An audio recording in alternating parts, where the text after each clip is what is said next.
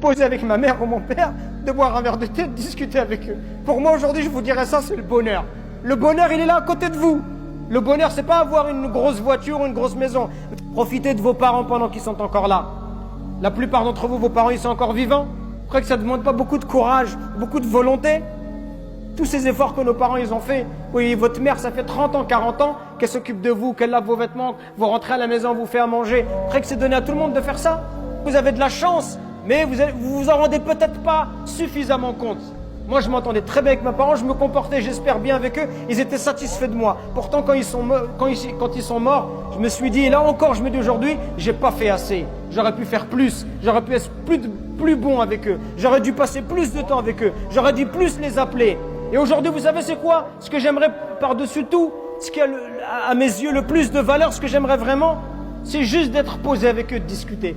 Profitez avant qu'il soit trop tard. Profitez avant qu'ils disparaissent, qu'ils quittent ce bas monde. Et là, après, vous allez pleurer, vous allez regretter. Et ce que je vous dis, c'est pour vous que je vous le dis. Je vous le dis par miséricorde, par bienfaisance, par amour pour vous dire ne laissez pas passer cette occasion-là. Les parents, c'est un trésor d'Allah subhanahu wa ta'ala. Par vos parents uniquement, vous pouvez atteindre les hauts degrés du paradis. Alors corrigez votre manière d'être avec eux.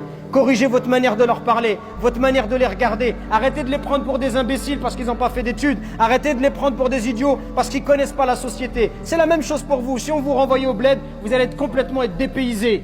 Même si tu es un arabe à 100% ou un africain à 100%, si on te prend, on te met au pays, tu seras toi aussi dans une société qui est différente, c'est normal.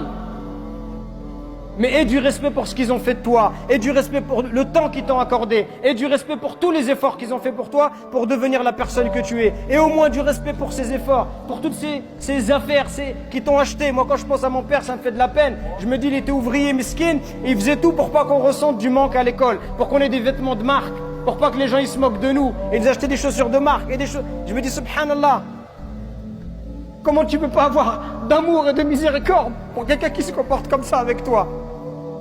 Et toi, pour tes amis, t'es prêt à prendre ta voiture et les emmener à Marseille, à l'autre bout du monde, mais pour tes parents, t'es même pas capable de te poser 5 minutes avec eux? Ou quand tu les appelles, tu penses que c'est juste avec de l'argent. Il y a des gens juste, ils achètent des choses, ils déposent de l'argent et ils pensent qu'il a fait son devoir. Les parents, ce qu'ils veulent, c'est de l'amour. L'amour, c'est pas de l'argent. L'amour, ça s'achète pas avec des choses matérielles. L'amour, c'est tu te poses, tu discutes avec lui. Est-ce que tu as pris le temps d'aller au bled avec ton père? À faire un voyage avec lui en tête à tête? Ça fait partie des choses les plus incroyables. J'ai eu la chance, moi, quand j'avais 7 ans avec mon père, on est parti au bled. Que moi et lui, ça fait partie de mes plus belles vacances.